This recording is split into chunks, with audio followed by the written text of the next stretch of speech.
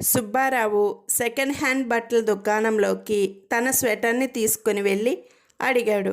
దీనికి ఎంత ఇస్తారు అని. 200. అతను దాన్ని చూసి చెప్పాడు.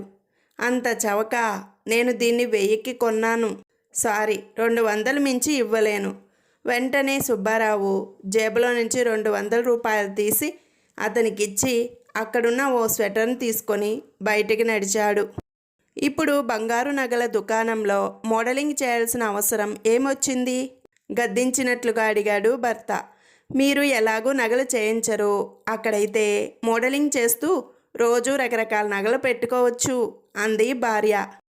నిజం చెప్పండి, మొన్న మీరు ఆఫీస్ క్యాంపుకి వెళ్తూ ఎవరినో మీతో తీసుకెళ్లారు కదూ, ఎవరామే? భార్య అడిగింది. వద్దు, నాకు చెప్పడం ఇష్టం లేదు, భర్త నిరాకరించాడు. ఏం, ఎందుకు? ఆమె రోషంగా అడిగింది. నువ్వు అనవసరంగా నీ చిన్ననాటి ఫ్రెండ్స్లో ఒకరిని కోల్పోతావని భర్త చెప్పాడు. నీ భార్య మెడకు ఊరి బిగించి చంపేశావని నీ మీద నేరం రుజువైంది. చివరిసారిగా నువ్వు చెప్పుకోవాల్సిందేమైనా ఉందా? ఇది మరీ అన్యాయం సార్. 10 మంది ముందు 3 సార్లు ముళ్ళు వేస్తే వివాహబంధం అన్నారు. నా భార్యే కదా అని ఒక్క ముడి వేస్తే హత్య అంటున్నారు. ఇది చాలా అన్యాయం, ఆక్రోశించాడు ముద్దాయి. ఆన్లైన్ బ్యాంక్ పాస్వర్డ్ ఏంటి? సీత, రాముడు, లక్ష్మణ్, హనుమాన్, రావణ్, ఢిల్లీ, సంపూర్ణేష్ బాబు.